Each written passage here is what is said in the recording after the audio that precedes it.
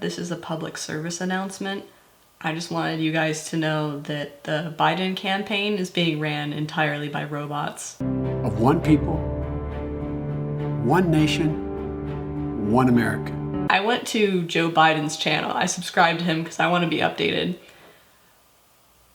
I was kind of wondering about Biden, like, who in their right minds would vote for him? I mean, what do they vote for him on?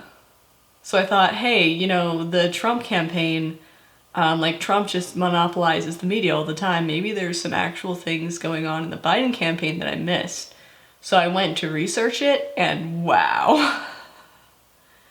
It's just such a nothing. Okay, I Googled Biden campaign ad and this is the first results. But Black people have always believed in the promise of a better America. Okay, it wasn't me, it was Google. And that's probably because it was the most heavily promoted. It's, oh my gosh, I don't even know if I could comment on it like throughout the thing, but it's a political ad which is basically begging for the Black vote. That's all it is. And it has no substance to it. They're not even promising anything in general. They're just like, things will be better if Biden's president, and it's like, wow, how could you promise that? And Biden's not even in that. He doesn't even say he approves this message. Like, that he's like in the very end, like he's a show dog, just like smiling and standing there. Like, that is really like the Biden campaign. Like, he's a physical person to occupy the Oval Office and just be there. Us all towards that American promise. And the fact that he's physically there will make everything... That's insane. They don't even let him talk anymore. It's great. The story of Black America is the story of America.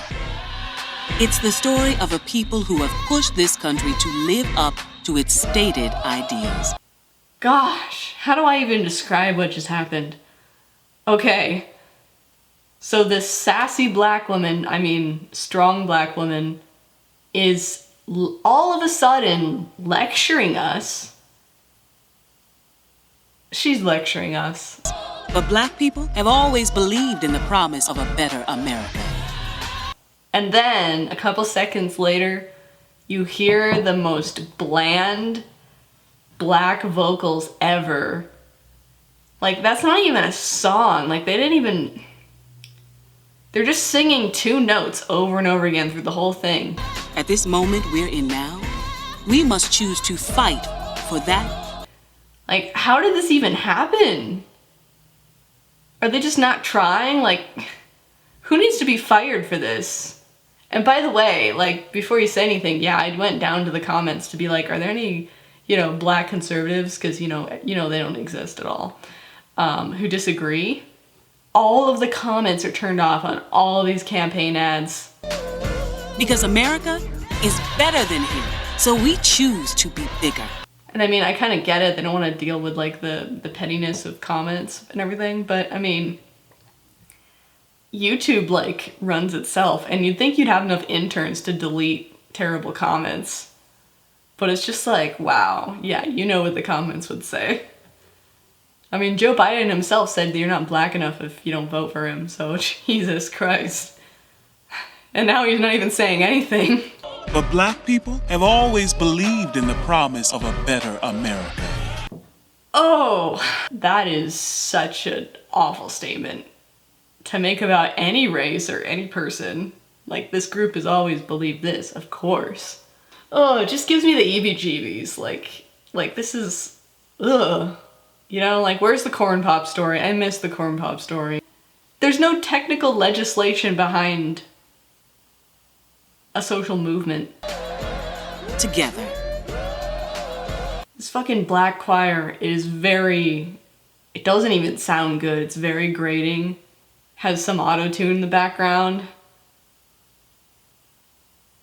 It's like getting hit on the head with like a hammer that says, if you're Black, vote for Biden. I truly appreciate they didn't let him talk in this one. They just have footage of him like being a Joe Biden out in the world. Was that American promise together.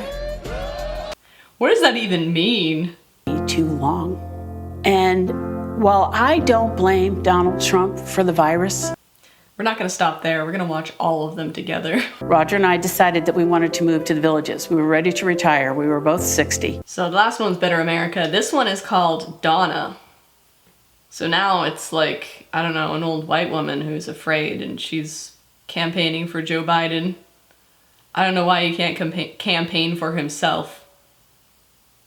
It's kind of like, I feel like each one of these is like a letter recommendation for Joe Biden. Like, please, can I get into college? He was in the military. I had the business for 10 years. Okay, we got a military family.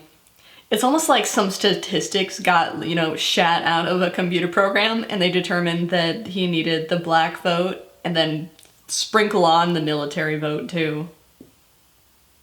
And just, we've got like this Karen testifying for him in the court of Karen.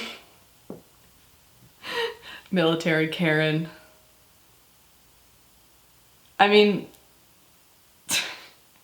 do these campaign people even know what a Karen is? Probably not. It's just so out of touch. And because of that, we're sitting here Zooming or FaceTiming with our grandchildren instead of hugging and kissing them. Oh, what a boring ad. Old people want to see their grandkids, but they're too afraid, and the president should have done more. Yawn. Let's go on to the next one. One more, and then I'll show a Trump ad comparison, and you can decide which one has better quality.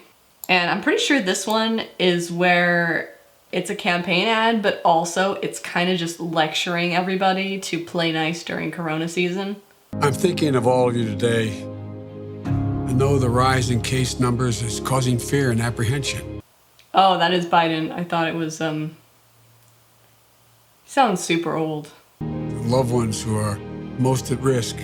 I will say that's a pretty good shot. Like two old women who are just like holding hands over some glass. And she's got a mask on even though she's inside. They're like, someday we'll be able to high five for real. Stop the spread, but it's up to all of us to do it. We have to step up and do both the simple things and the hard things. You have to step up and Wear a mask. Wash your hands.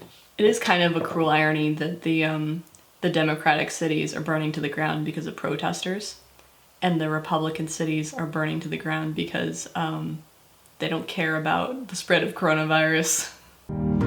If you're sick, if you're struggling, if you're worried about how you're going to get through the day, I will not abandon you. That started off like a lecture, and then it was something like, oh, I got your back. Remember, if you're sick, if you're not doing well, I got your back. That was good. Please spank all of the people that were on the fence about voting for you. That's definitely gonna work. Okay, before my brain melts, let's look at a Trump ad. Even including a proposal to remove 911 dispatchers from police control.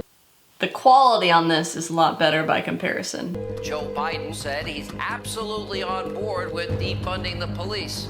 I mean, they got some ominous lighting going on. I like that. I'm sorry that there is no one here to answer your emergency call, but leave a message and we'll get... Okay, I couldn't find the actual ad, so it's nestled in between, 5 different people who are commenting on it, reacting to it. I don't care what they have to say. I mean, that's a better ad. I mean, it has some turmoil, it has conflict, it has like a threat. Like, if you don't vote for me, this is what will happen. None of that happened in the Biden ads. It was just sort of like, hey, you're used to being fucked over by presidents. Why don't you bend over and give me a freebie? That's all it was. Wow, what did we even learn today? I don't know. That a bunch of cold analytical reports and demographics can't create a good campaign ad. I don't know the future. I didn't come here to tell you how this is going to end. I came here to tell you how it's going to begin.